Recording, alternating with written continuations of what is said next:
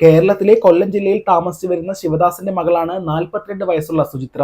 കൊല്ലം ജില്ലയിലെ തന്നെ ഒരു സ്ഥാപനത്തെ ബ്യൂട്ടീഷ്യൻ ട്രെയിനർ ആയിട്ടാണ് സുചിത്ര ജോലി ചെയ്തു വന്നത്. സുചിത്രയുടെ വിവാഹം 2 തവണ കഴിഞ്ഞതാണെങ്കിൽ കൂടിയും ആ വിവാഹ ജീവിതം മുന്നോട്ട് കൊണ്ടുപോകാനായിട്ട് അവർക്ക് കഴിഞ്ഞില്ല. അതുകൊണ്ട് തന്നെ ആ 2 ബന്ധങ്ങളിൽ നിന്നും സെപ്പറേറ്റ് ആയിട്ട് കഴിഞ്ഞ 5 വർഷമായിട്ട് സുചിത്ര അമ്മയുടെ കൂടെയാണ് ജീവിക്കുന്നത്. നല്ല സാലറി, അതേപോലെ തന്നെ 2 വിവാഹ ജീവിതം വേർപെടുത്തിയത് കൊണ്ട് തന്നെ വളരെയധികം സമാധാനത്തോടെ യാതൊരു കുഴപ്പവും ഇല്ലാതെയാണ് സുചിത്ര തന്റെ ജീവിതം മുന്നോട്ട് കൊണ്ടുപോയത്. അങ്ങനെ ഇരിക്കുമ്പോഴാണ് മാർച്ച് 17, 2020 ജോലിയെല്ലാം തന്നെ കഴിഞ്ഞിട്ട് സുചിത്ര വീട്ടിലെത്തിയ ശേഷം സുചിത്ര അമ്മയോട് പറഞ്ഞു, നാളെ എനിക്ക് എറണാകുളത്തേക്ക് പോവേണ്ടതുണ്ട്, 5 ദിവസം എനിക്ക് എറണാകുളത്ത് തന്നെ താമസിക്കണം, അതായത് ഒരു ട്രെയിനിങ് കൊടുക്കാൻ വേണ്ടിയിട്ടാണ് ഞാൻ പോകുന്നത്. ഇങ്ങനെ പറഞ്ഞിട്ട് സുചിത്ര തൊട്ടടുത്ത ദിവസം രാവിലെ തന്നെ വീട്ടിൽ നിന്നും ഇറങ്ങുകയും ചെയ്തു. 5 ദിവസം ധരിക്കാൻ ആവശ്യമായിട്ടുള്ള ഡ്രസ്സ് എല്ലാം തന്നെ എടുത്തിട്ടാണ് സുചിത്ര എറണാകുളത്തേക്ക് പോയത്. എറണാകുളത്ത് എത്തിയ ശേഷം സുചിത്ര അമ്മയെ വിളിച്ചിട്ട് ഞാൻ ഇത്തരത്തിൽ സ്ഥലത്തെത്തി, യാതൊരു കുഴപ്പവും ഇല്ല എന്നെല്ലാം തന്നെ പറയുകയും ചെയ്തു. അതിനുശേഷം 2 ദിവസം സുചിത്ര അമ്മയെ സാധാരണ രീതിയിൽ ഫോണിൽ വിളിച്ച് സംസാരിച്ചിട്ടുമുണ്ട്. എന്നാൽ മാർച്ച് 19, 2020 തന്റെ മകൾ വിളിച്ചില്ലല്ലോ എന്ന് വിചാരിച്ചിട്ട് സുചിത്രയുടെ അമ്മ സുചിത്രയെ വിളിച്ചു നോക്കുകയാണ്. വിളിച്ചു നോക്കുന്ന സമയത്ത് ആ ഒരു ഫോൺ സ്വിച്ച് ഓഫ് ആണ്. കുറച്ച് സമയം കഴിഞ്ഞ് ആ അമ്മ വീണ്ടും വിളിച്ചു നോക്കിയ സമയത്ത് ഫോൺ റിങ് ചെയ്യുന്നുണ്ട്. പക്ഷെ ആരോ പെട്ടെന്ന് ഫോൺ കട്ട് ചെയ്തു. ഇനിയൊരു പക്ഷേ ജോലിയുടെ ഭാഗമായിട്ട് എന്തെങ്കിലും തിരക്കിലായിരിക്കും എന്ന് വിചാരിച്ചിട്ട് ആ അമ്മ തൊട്ടടുത്ത ദിവസം, അതായത് 20-ാം തീയതി വീണ്ടും സുചിത്രയെ വിളിച്ചു നോക്കി. അപ്പോൾ ഫോൺ സ്വിച്ച് ഓഫ് ആണ്. സുചിത്രയുടെ അമ്മ കുറച്ച് സമയം ഇടവിട്ടിട്ട് വീണ്ടും വിളിച്ചു നോക്കിയ സമയത്ത് അപ്പോഴെല്ലാം തന്നെ സ്വിച്ച് ഓഫ് ആണ്. വല്ലാത്തൊരു ഭയം തോന്നിയ ആ അമ്മ ഉടനെ തന്നെ സുചിത്ര വർക്ക് ചെയ്യുന്ന ആ ഒരു കമ്പനിയിലേക്ക് വിളിച്ചു ചോദിക്കുകയും ചെയ്തു. മകളെ കുറിച്ച് അറിയാനായിട്ട് ആ അമ്മ കമ്പനിയിലേക്ക് വിളിച്ചു ചോദിച്ച സമയത്ത് അവർ പറഞ്ഞത് സുചിത്ര 5 ദിവസം ലീവ് വേണമെന്ന് പറഞ്ഞിട്ട് ലീവ് എടുത്തിട്ടുണ്ട് എന്നാണ്. അതായത് ആലപ്പുഴയിലുള്ള സുചിത്രയുടെ ഒരു റിലേറ്റീവിന്റെ വീട്ടിലേക്ക് പോകാനായിട്ട് എനിക്ക് 5 ദിവസം ലീവ് വേണമെന്ന് ഓൾറെഡി സുചിത്ര ആ ഒരു കമ്പനിയിൽ പറഞ്ഞ് ലീവ് എടുത്തിട്ടുണ്ട്. അതായത് സുചിത്ര അമ്മയോട് പറഞ്ഞത് എറണാകുളത്തേക്ക് 5 ദിവസത്തെ ട്രെയിനിങ്ങിന് പോകണമെന്നാണ്. എന്നാൽ സുചിത്ര കമ്പനിയിൽ പറഞ്ഞത് ആലപ്പുഴയിലുള്ള റിലേറ്റീവ്സിന്റെ അടുത്തേക്ക് പോകണം, 5 ദിവസത്തെ ലീവ് വേണമെന്നാണ്. എന്തിനു വേണ്ടിയായിരിക്കും സുചിത്ര ഇത്തരത്തിൽ എന്നോട് നുണ പറഞ്ഞതെന്ന് വിചാരിച്ചിട്ട് ആ അമ്മ ആലപ്പുഴയിലുള്ള റിലേറ്റീവിനെ വിളിച്ച് ചോദിച്ച സമയത്ത് അയാൾ പറഞ്ഞത് സുചിത്ര ഇവിടേക്ക് വന്നിട്ടില്ല, സുചിത്ര എന്നെ വിളിച്ചിട്ടില്ല എന്നാണ്. ആലപ്പുഴയിലും സുചിത്ര എത്തിയിട്ടില്ല എന്ന് മനസ്സിലാക്കിയ സുചിത്രയുടെ വീട്ടുകാർ സുചിത്രയുടെ ഫ്രണ്ട്സിനും അതുപോലെ തന്നെ സുചിത്രയുടെ റിലേറ്റീവ്സിനും എല്ലാവരെയും വിളിച്ച് ചോദിക്കുകയാണ് അവിടെ എങ്ങാനും സുചിത്ര വന്നിട്ടുണ്ടോ എന്ന്. പക്ഷെ എല്ലാവരും പറഞ്ഞ മറുപടി ഇവിടേക്ക് സുചിത്ര വന്നിട്ടില്ല എന്നാണ്. ഇനി എന്താണ് ചെയ്യേണ്ടതെന്ന് അറിയാതെ ഭയപ്പെട്ടിരുന്ന ആ അമ്മയോട് ചിലർ ഉപദേശിച്ചതിന്റെ അടിസ്ഥാനത്തിൽ ആ അമ്മ കൊല്ലത്ത് തന്നെയുള്ള ഒരു പോലീസ് സ്റ്റേഷനിൽ പോയിട്ട് തന്റെ മകൾ മിസ്സിംഗ് ആണ് എന്ന് പറഞ്ഞിട്ട് ഒരു റിട്ടൺ കംപ്ലൈന്റ് എഴുതി കൊടുക്കുകയും ചെയ്തു. കംപ്ലൈന്റ് എഴുതി കൊടുത്തതിന്റെ തൊട്ടടുത്ത ദിവസമാണ് കൊറോണ വ്യാപകമായിട്ട് ലോക്ക്ഡൌൺ പ്രഖ്യാപിക്കുന്നത്. അതുകൊണ്ട് തന്നെ പോലീസുകാർക്ക് കാര്യമായിട്ട് ഈ ഒരു കേസിനെ കുറിച്ച് അന്വേഷിക്കാനായിട്ട് കഴിയുന്നില്ല. സുചിത്ര എവിടേക്കാണ് പോയത്, സുചിത്രയ്ക്ക് യഥാർത്ഥത്തിൽ എന്താണ് സംഭവിച്ചത്, എന്തിനു വേണ്ടിയിട്ടായിരിക്കും സുചിത്ര അമ്മയോട് ഇത്തരത്തിൽ നുണയെല്ലാം തന്നെ പറഞ്ഞത്. 2020 കൊറോണ കാലത്ത് കേരളത്തിൽ നടന്ന അതിക്രൂരമായിട്ടുള്ള ഭയപ്പെടുത്തുന്ന ഒരു കേസിനെ കുറിച്ചാണ് നമ്മൾ നോക്കാനായി പോകുന്നത്. വെൽക്കം ടു വിഷ് ലോകം.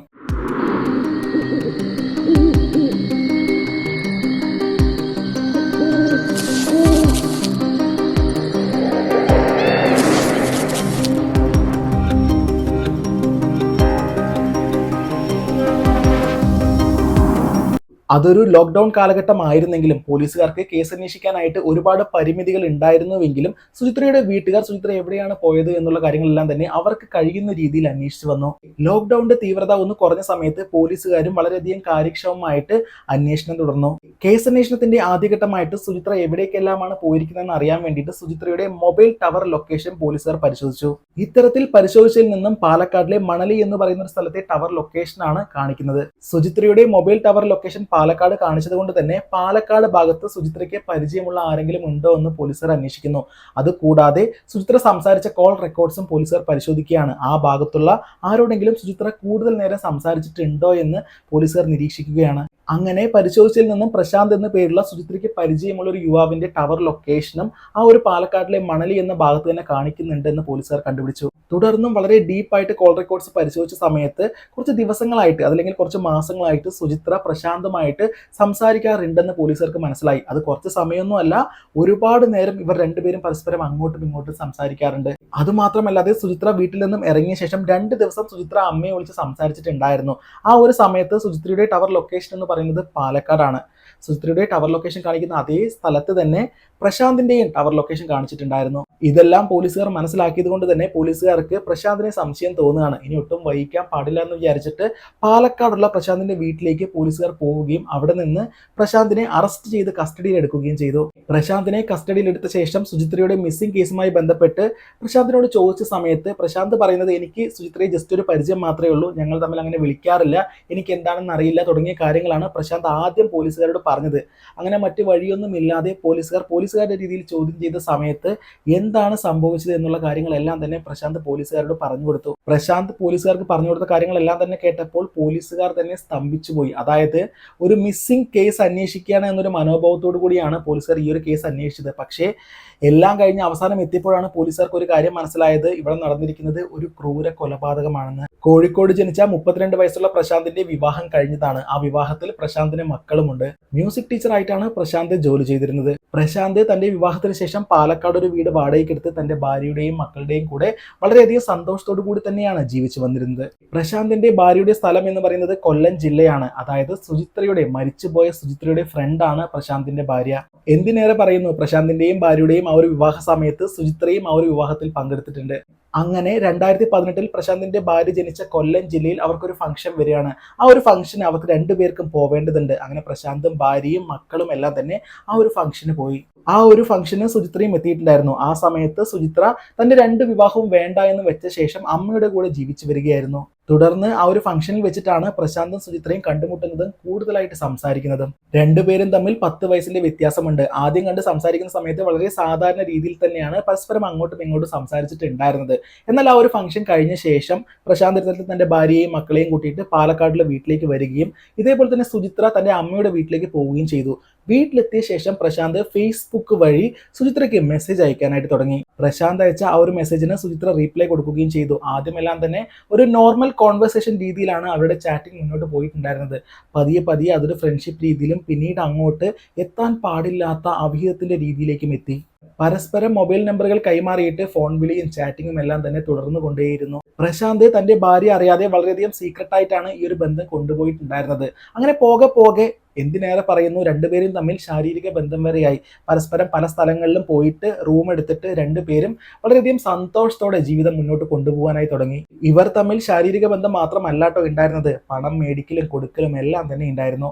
അങ്ങനെ വീട്ടുകാരെയും ഭാര്യയും പറ്റിച്ചുകൊണ്ട് അവർ രണ്ടുപേരും അവരുടെ ആ ഒരു ബന്ധം മുന്നോട്ട് കൊണ്ടുപോയിക്കൊണ്ടേയിരുന്നു. തുടർന്ന് 2020 മാർച്ച് മാസമാണ് സുചിത്ര ആ ഒരു കാര്യം മനസ്സിലാവുന്നത്, തന്റെ ഡേറ്റ് ആയിട്ടും തനിക്ക് മെൻസസ് ആയിട്ടില്ല എന്ന്. കുറച്ച് ദിവസം കൂടെ സുചിത്ര വെയിറ്റ് ചെയ്ത് നോക്കി, പക്ഷെ എന്നിട്ടും ആയിട്ടുണ്ടായിരുന്നില്ല. അതുകൊണ്ട് തന്നെ ഒരു പ്രഗ്നൻസി കിറ്റ് മേടിച്ചിട്ട് സുചിത്ര ടെസ്റ്റ് ചെയ്ത് നോക്കിയ സമയത്ത് അതെ, സുചിത്ര പ്രഗ്നന്റ് ആയിരിക്കുന്നു. താൻ പ്രഗ്നന്റ് ആണ് എന്നുള്ള കാര്യം സുചിത്ര അറിഞ്ഞപ്പോൾ സുചിത്ര വല്ലാതെ ഭയപ്പെട്ടു. വളരെ വേഗത്തിൽ തന്നെ സുചിത്ര പ്രശാന്തിനെ വിളിച്ചിട്ട് ഈ ഒരു കാര്യം അറിയിക്കുകയും ചെയ്തു. ഇത് കേട്ടപ്പോൾ പ്രശാന്ത് സുചിത്രയെക്കാളും വല്ലാതെ ഭയപ്പെട്ടു. കാരണം തന്റെ കുടുംബജീവിതം തകരുമോ എന്ന് പ്രശാന്തിന് നല്ല പേടി ഉണ്ടായിരുന്നു.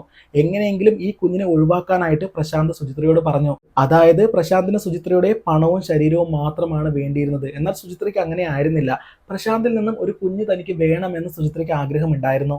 സുചിത്രയ്ക്ക് പ്രശാന്തിനെയും കുഞ്ഞിനെയും വേണമെന്നുള്ളത് കൊണ്ട് തന്നെ ആ ഒരു കുഞ്ഞിനെ വേണ്ടാന്ന് വെക്കാൻ സുചിത്ര തയ്യാറായിരുന്നില്ല. ഈ ഒരു കാര്യം സുചിത്ര പ്രശാന്തിനോട് പറയുകയും ചെയ്തു. ഇത് കേട്ടപ്പോൾ പ്രശാന്ത് വല്ലാതെ ദേഷ്യപ്പെട്ടു, വല്ലാതെ ചീത്ത പറഞ്ഞു.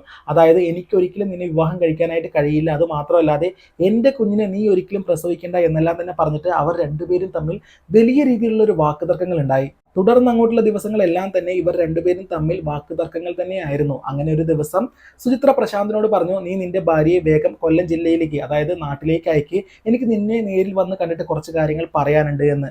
അങ്ങനെ പ്രശാന്ത് മാർച്ച് 17-ാം തീയതി തന്റെ ഭാര്യയെ കൊല്ലം ജില്ലയിലേക്ക് അയക്കുകയും ചെയ്തു. ഇതേ ദിവസം തന്നെ സുചിത്ര തന്റെ അമ്മയോട് എനിക്ക് എറണാകുളത്തേക്ക് പോവേണ്ടതുണ്ട്, അവിടെ ഒരു ട്രെയിനിങ്ങിന്റെ ആവശ്യമായിട്ട് 5 ദിവസം എനിക്ക് എറണാകുളത്ത് താമസിക്കണം എന്നെല്ലാം തന്നെ പറഞ്ഞിട്ട് ആ വീട്ടിൽ നിന്നും ഇറങ്ങുകയും ചെയ്തു. എന്നാൽ കമ്പനിയിൽ ഇത്തരത്തിൽ ആലപ്പുഴയിലെ ഒരു റിലേറ്റീവിന്റെ വീട്ടിലേക്കാണ് പോകുന്നത് എന്നെല്ലാം തന്നെ പറഞ്ഞിട്ടാണ് സുചിത്ര കമ്പനിയിൽ ലീവ് എടുത്തത്. വീട്ടിൽ നിന്നും ഇറങ്ങിയ സുചിത്ര അവർ പ്ലാൻ ചെയ്ത പോലെ നേരെ പോയത് പാലക്കാടുള്ള പ്രശാന്തിന്റെ വീട്ടിലേക്കാണ്. അവിടെ ചെന്ന് 2 ദിവസം അവർ രണ്ടുപേരും ഒരുമിച്ച് താമസിക്കുകയും ചെയ്തു. ഈ 2 ദിവസം താമസിച്ച സമയത്താണ് സുചിത്ര തന്റെ വീട്ടിലേക്ക് അമ്മയെ വിളിച്ചിട്ട് സംസാരിച്ചു കൊണ്ടേയിരുന്നത്.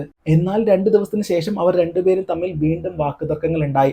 അതായത് തനിക്ക് കുഞ്ഞിനെ പ്രസവിക്കണം, നീ എൻ്റെ കൂടെ ജീവിക്കണം എന്ന് സുചിത്ര പറയുകയും നീ എൻ്റെ കുഞ്ഞിനെ പ്രസവിക്കേണ്ട, നീ എന്നിൽ നിന്നും അകന്നു പോയെന്ന് പ്രശാന്ത് പറയുകയും ചെയ്തു.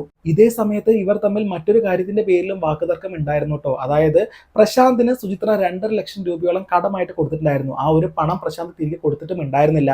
ആ ഒരു പണത്തെ ചൊല്ലിയും രണ്ടുപേരും തമ്മിൽ ഒരുപാട് വാക്കുതർക്കം ഉണ്ടായിട്ടുണ്ട്. പ്രശാന്തിന്റെ പേടി എന്ന് പറയുന്നത് പ്രശാന്ത് സുചിത്രയുമായിട്ടുള്ള അവിഹിതത്തിന്റെ കാര്യം പ്രശാന്തിന്റെ ഭാര്യ അറിഞ്ഞാൽ തീർച്ചയായിട്ടും അവരുടെ കുടുംബജീവിതം എന്ന് പറയുന്നത് താറുമാറാവും. അതുകൊണ്ട് തന്നെ എങ്ങനെയെങ്കിലും സുചിത്രയെ ഇല്ലാതാക്കണമെന്ന് ആ നിമിഷം പ്രശാന്ത് ചിന്തിക്കുകയാണ്. അങ്ങനെ അവിടെ ഉണ്ടായിരുന്ന ഒരു എമർജൻസി ലാമ്പിന്റെ ഒരു വയറ് വെച്ചിട്ട് പ്രശാന്ത് സുചിത്രയുടെ കഴുത്ത് ഞെരിച്ച് സുചിത്രയെ കൊലപ്പെടുത്തുന്നു.